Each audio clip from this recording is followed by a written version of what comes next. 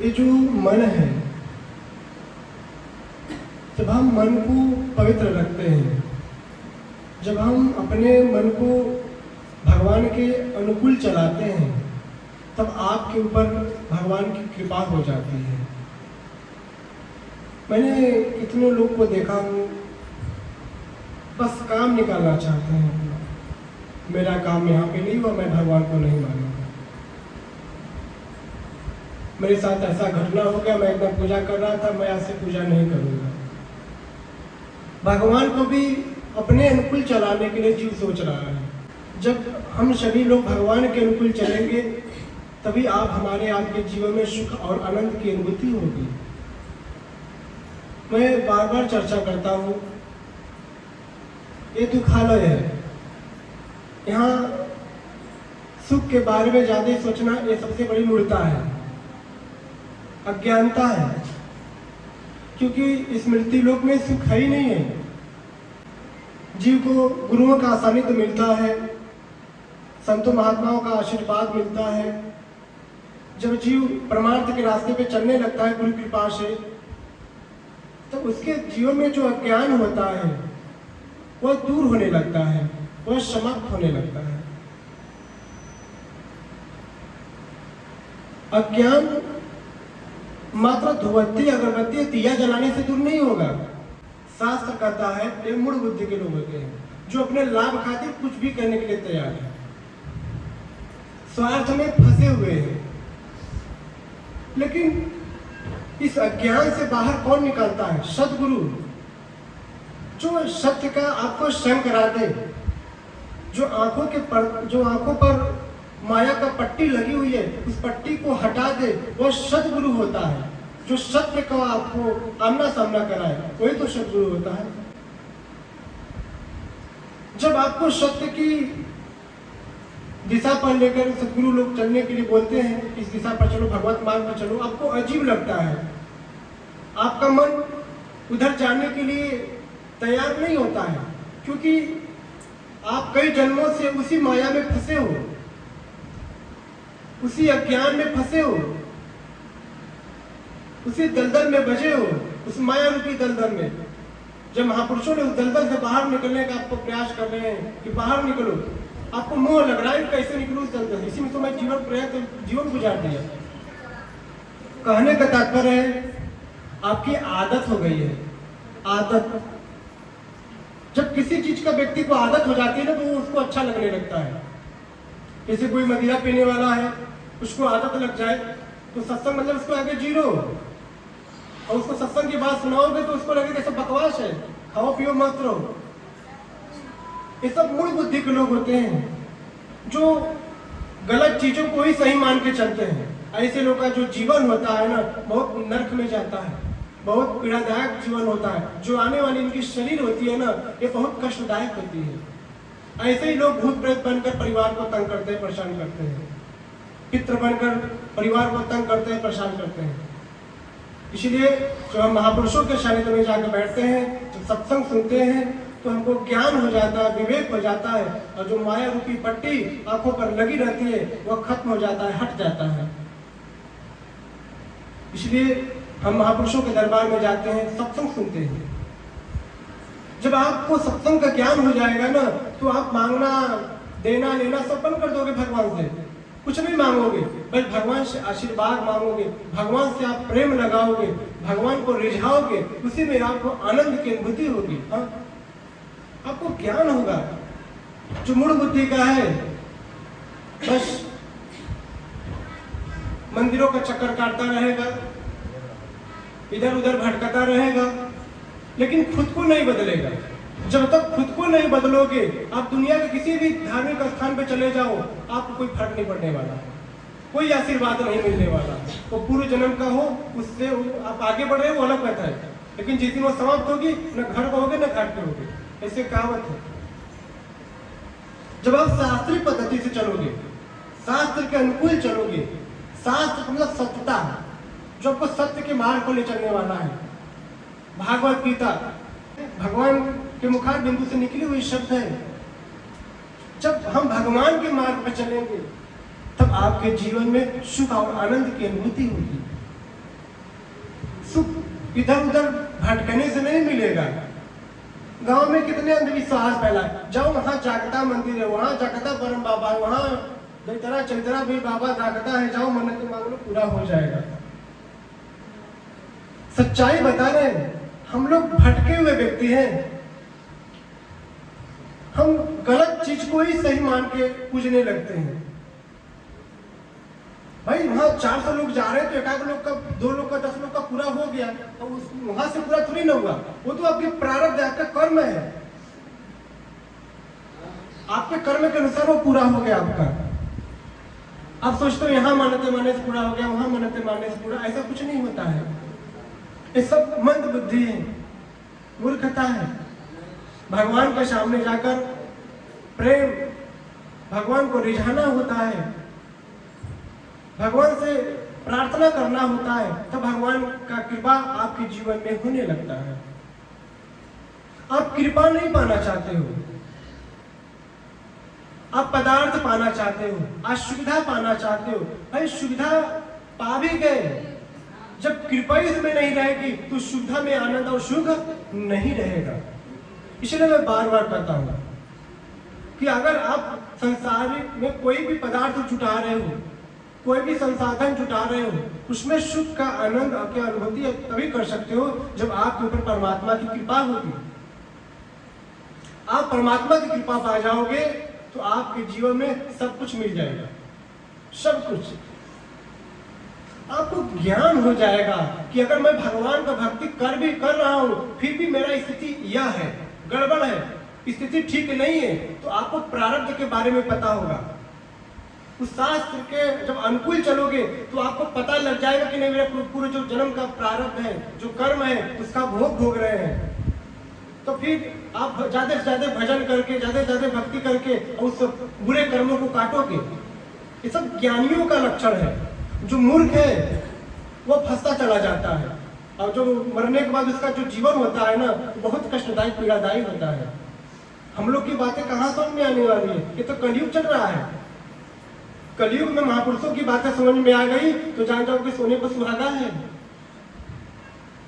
हर किसी को समझ में नहीं आता है, कड़वी लगती है, लेकिन अगर उसी बात को अपने जीवन में उतार लिए तो जान जाओ कि आपका आने वाला भी जो जीवन होगा वो सुखमय होगा, मंगलमय होगा।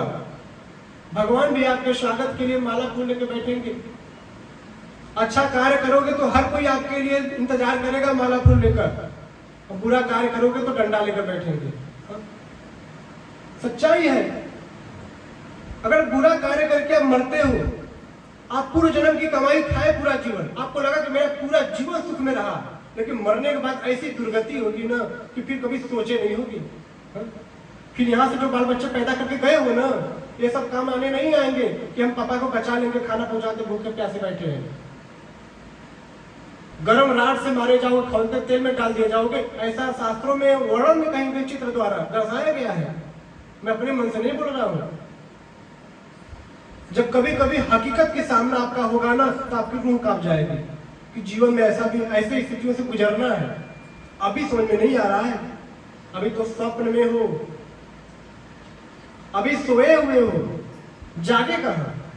जब जागोगे तब हकीकत का पता लगेगा कि जो मैं सोए सोए में निद्रा में जो भोजन कर रहा था, साथ में सच कहे तो वो भोजन नहीं कर रहा था, वो तो स्वप्न में ही भोजन ऐसा लग रहा है कि मैं भोजन कर रहा हूं। इस चीज को मैं देख रहा हूं, लेकिन नींद खुली तो उसकी वो चीज नजर नहीं आती है। तो इस मृत्यु लोक में हर चीज दिखने वाली चीज सच्चाई नहीं होती है, हकीकत नहीं है। तो महापुरुषों ने आपको हकीकत देखने का प्रयास करवाया है, शास्त्रों ने आपको हकीकत देखने का प्रयास किया है कि हकीकत को देखो, हकीकत को जानो। जब आप हकीकत को तभी जान पाओगे जब आप शास्त्र के अनुकूल चलोगे, जब सदगुरु के बताए हुए मार्ग पर चलोगे, तब उस हकीकत का आपको पहचान हो पाएगा। नहीं तो इस मृत्यु लोक में कलयुग के प्रभाव से हर व्यक्ति भटकता रहेगा, दुखी रहेगा, तड़पड़ाता रहेगा, छटपटा रहा इधर उधर, यहाँ सुख मिलेगा, वहां सुख मिलेगा, वहां सुख मिलेगा। सुख के कामना के लिए इधर उधर भटक रहा है, कभी इस मंदिर में, कभी उस मंदिर में, कभी इस मठ में, कभी उस मठ में। ऐसे ही महात्मा गुरु बदलते हुए, मठ मंदिर बदलते हुए पूरा जीवन बीत जाएगा, लेकिन सुख नहीं मिला। आपको सुख तभी मिलेगा जब गुरुजनों की बातों पर चलोगे, तब जब सत्य का मार्गदर्शन करोगे, तब सुख की अनुभूति होगी। नहीं, सुख इस मृत्यु लोक में नहीं है, ये तो दुखालय है, दुख ही दुख है। इसलिए उस भगवान का ध्यान करो, उस भगवान का सुमिरन करो, उस भगवान का चिंतन करो जो हर जीव में, हर कंकड़ में शंकर है, हर जगह विराजमान है। उस परमात्मा को याद करो, उसका चिंतन करिए, नाम जप करिए, जाते से जाते नाम करो, जप करो, चलते उठते फिरते खाते पीते सोते। मैं तो बोला हूं कि हमेशा नाम जप करो और धर्म से चलो, सच्चाई से चलो। आपके जीवन में कैसे भी संकट आएगी, लेकिन आपके सामने संकट टिक नहीं पाएगी। इसलिए सत्संग सुनना बहुत जरूरी होता है। सत्संग से तो अनेकों प्रकार के जो आप पाप किए रहते हो अपने जीवन में, कई जन्मों का पाप करते हैं सत्संग सुनने से। सत्संग कोई साधारण नहीं है, बस शब्द गुरु जी बता रहे सुन लिए, इसका प्रभाव है। क्योंकि जब आपको सत्य की चीजें सुनाई जाती है, मतलब जिसमें जो मरने वाली चीज नहीं है, जो हकीकत है, उस चीज को आपको दिया जाता है। जब गुरु वाणी को अपने जीवन में स्वीकारते हो तो आपका जीवन धन्य होने लगता है, आपका जीवन सुख में होने लगता है। उस सुख की अनुभूति महापुरुषों द्वारा कराया जाता है। लेकिन आप उसी माया में, उसी मोह में, उसी इच्छा में पड़े हुए हो। मेरा लड़का मर गया, मेरा नाती मर गया, मेरे साथ ऐसा हो गया। मानते हैं, लगाव है तो दुख होगा ही, लेकिन कितने लोगों को देखा गया है कि जो गया उसके बारे में अपने जीवन को पूरा पीड़ा में डाल लेते हैं अज्ञान की वजह से। जो आया है तो जाएगा ही, चाहे राजा रहे चाहे रंग रहे, जो आया है वो जाएगा। किसी को रोकने से कोई रुकने वाला नहीं है। इसलिए आपके सामने जो भी जीव, मैं बार बार इस बात को दोहराता हूं, जो भी जीव आपके सामने है सेवा के रूप में है। आप धर्म से चलो, मन से छल कपट निकालो, भगवान का भजन चिंतन करो, पार हो जाओगे। जब आपके अंदर हकीकत का ज्ञान हो जाएगा ना, तो आप संसार की चीजों से कम लगा रखोगे। आपको लगेगा ऐसा मिथ्या है, कल वो मर गया तो परसों वो मर गया तो मेरा भी पारी है। अपनी भी तैयारी कर लो। कोई भी कहीं जाता है, छोटे से टूर पर जाता है, लेकिन तैयारी कुछ न कुछ जरूर करता है। आप 60 साल जिए, 40 साल जिए, 50 साल जिए, जितना दिन भगवान ने आपको आयु दी, आप इस धरती पर जिए, फिर आपको तैयारी भी करनी है। इसका ज्ञान होना चाहिए। चाहे कोई भगवान को माने ना माने, लेकिन इस चीज का सबको ज्ञान है, कुछ जाना है सबको है। लेकिन भगवान के जब दरबार में जाओ तो तैयारी करके जाओ, तैयारी करके जाओ। वो लास्ट परीक्षा होगी आपकी। अगर यहां से तैयारी करके कुछ नहीं गए, भजन भाव कीर्तन सेवा सुमिरन करके नहीं गए, तो वहां पर जाने में जब जाओगे तो आपकी दुर्गति होगी। तब आपका जो जीवन हो बहुत पीड़ादायक होगी। ऐसे ऐसे शरीर दिया जाएगा इस 84 लाख योनियों में, जो बहुत कष्टदायक होगी, बहुत पीड़ादायक होगी। ऐसे योनियों का सामना आपको करना पड़ेगा, ऐसे शरीरों का सामना आपको करना पड़ेगा। 84 लाख योनियों में एक से एक पीड़ादायक शरीर है। इसलिए महापुरुषों ने बराबर जोर देकर बोला है समाज में कि भगवान का ध्यान करो, भगवान का नाम लो। लेकिन हम भगवान का कैसे नाम लें? हमारा तो ये गड़बड़ हो रहा है, हमारा तो ये नहीं बन रहा है, हमारा तो वो नहीं बन रहा है। ये बनना बिगड़ना भगवान पर छोड़ दो। अगर आप भगवान को अपने कार्य के लिए पूछ रहे हो, किसी महापुरुषों के दरबार में सिर्फ अपने कार्य के लिए जा रहे हो, तो आप बहुत दिन नहीं रुक सकते वहां पर। इस बात को नोट कर लीजिए। वहां पर आप बहुत दिन नहीं रुक सकते हो। किसी महापुरुषों के दरबार में गए हो या किसी मंदिर में गए हो, बराबर मनोकामनाओं के लिए सिर्फ जा रहे हो कि मेरा काम पूरा हो जाए, मैं इसी काम के लिए सिर्फ आता हूँ। तो जान जाइए कि हर चीज आपकी पूर्ति नहीं की जाती है। भगवान आपको वही चीज देते हैं जो आपके लिए उचित होता है, जो आपके लिए अच्छा होता है। लेकिन आप तो इच्छाओं में डूबे हुए हैं, नहीं पूर्ति हुई, वहां से गए, लाभ नहीं हुआ, छोड़ दिए। महाराज जी के यहाँ गए, 2 साल 3 साल आए, मेरा ये काम पूर्ति नहीं हुई और ये काम बिगड़ गया, छोड़ दिए। इसमें घाटा किसका है? महाराज जी का नहीं, आपका है। भगवान की कृपा थी, कई जन्मों का जो पुण्य था इकट्ठा हुआ होगा, प्रारब्ध ठीक ठाक हुआ होगा, तो किसी न किसी बहाने से भगवान ने आपको महापुरुषों के सानिध्य में भेज दिए, जाओ सत्संग सुन के अपने जीवन का उद्धार करो। लेकिन हमारा मन उसी माया में डूबा रहा और फिर हम उस माया से बाहर निकल नहीं पाए, गुरुओं के वाणी का प्रभाव पड़ नहीं पाया, तो फिर आप साइड हो जाओगे, मेरा काम नहीं हुआ। महापुरुषों के दरबार में निस्वार्थ भाव से आओ, आपकी एक इच्छा पूर्ति होगी, आपकी हर मनोकामना की पूर्णता होगी और भगवान आपके जीवन में खूब आनंद देंगे, खूब खुशी देंगे। कैसे भी जीवन में संकट आएगी, भगवान सब काटेंगे। निस्वार्थ भाव से लग के तो देखो, भगवान से प्रेम करके तो देखो। भगवान से प्रेम होता है नहीं, प्रेम तो अपने काम से है। 1 रुपया का दुबत्ती लगाए, लाखों की संपत्ति की ख्वाहिश है। खुद को भगवान में नहीं चढ़ा रहे हो, लोग भगवान हमें चढ़ जा रहे हैं। आपको चढ़ाने को लोग समझ रहे हो, समर्पित हो जाना, सिलेंडर हो जाना, प्रभु जैसे कहोगे वैसे ही चलेंगे। आपका जो मार्ग है उस मार्ग से मैं 1% नहीं भटकूंगा, आपके ही मार्ग पर चलूंगा। तब देखना भगवान आपके जीवन में कितना आनंद और सुख देते हैं। जो भगवत मार्ग पर चलता है ना, भगवान भी उसकी परीक्षा लेते हैं। परीक्षा उसी का होती है जो पढ़ता है, सबकी परीक्षा नहीं होती है। तो जब आप भगवत मार्ग पर चलोगे तो भगवान भी परीक्षा लेते हैं अपने भक्तों का। लेकिन कभी कभी भक्त उस परीक्षा में फेल हो जाता है। जब आप सत्संग सुनोगे ना, गुरु वाणी को मजबूती से पकड़ोगे ना, तो आप कभी भटकोगे नहीं, कभी नहीं भटकोगे।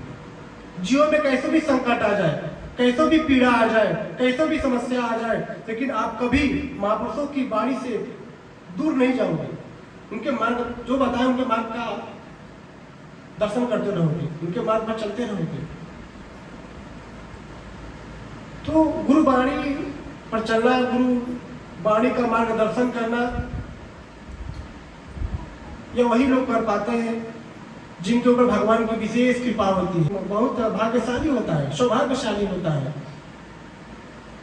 तो आप सभी लोग बहुत सौभाग्यशाली हो, भाग्यशाली नहीं, बहुत सौभाग्यशाली हो।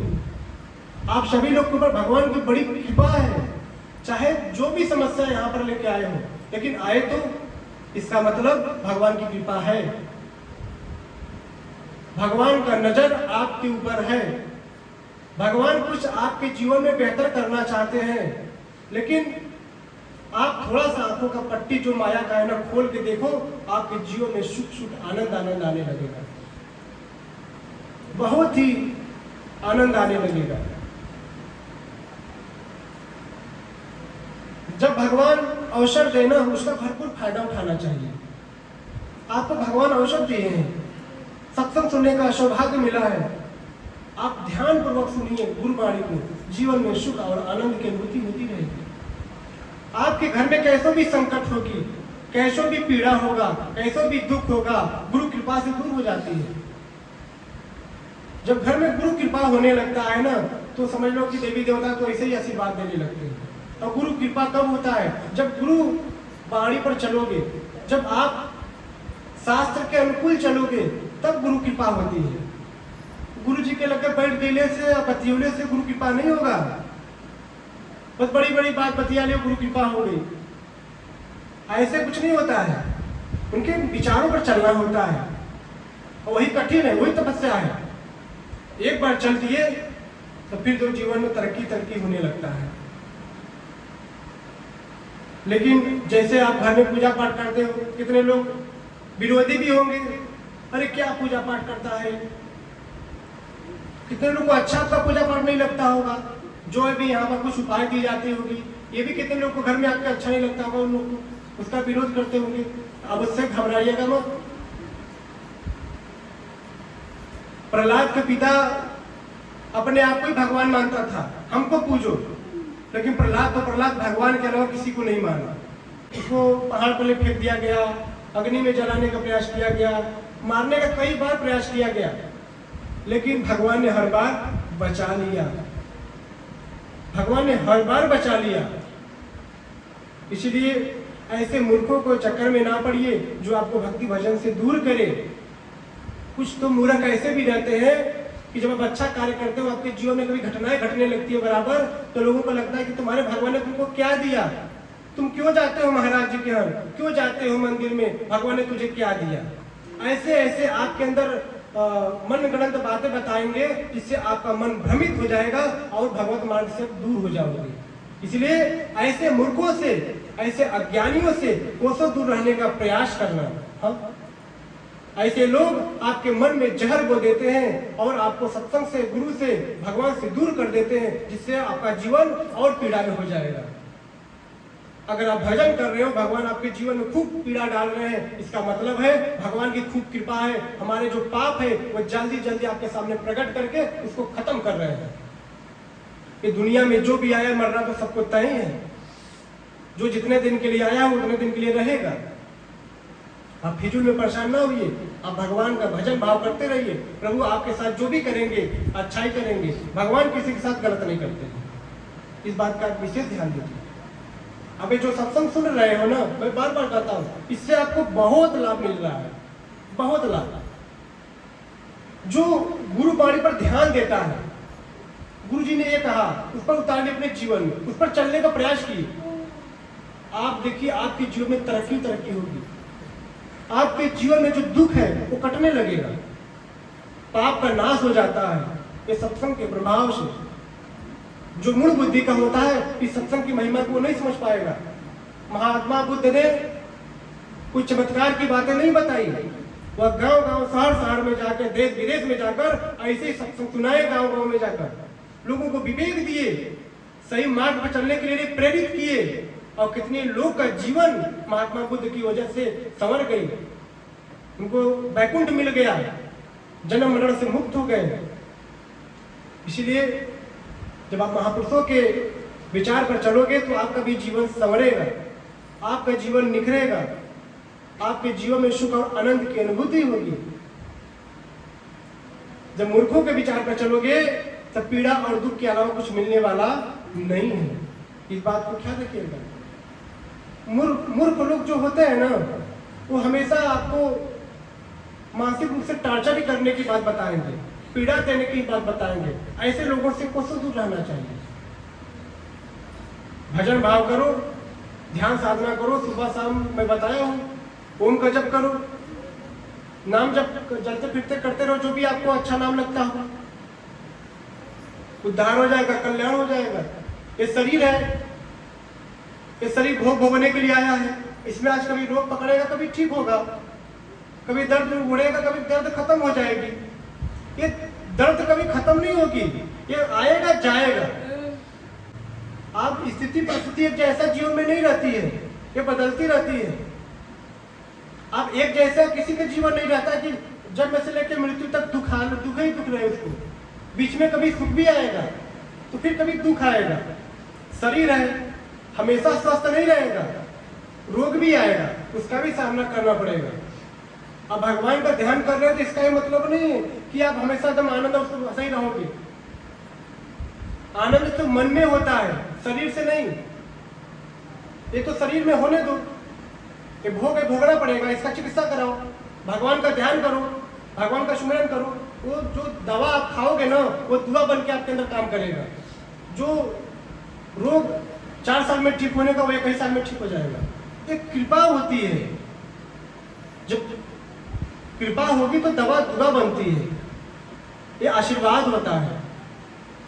इसलिए महात्मा लोग बराबर समाज को यही संदेश देते हैं कि भगवान का भजन करो, भगवान का ध्यान करो, भगवान से प्रेम करो, कल्याण हो जाएगा आपका।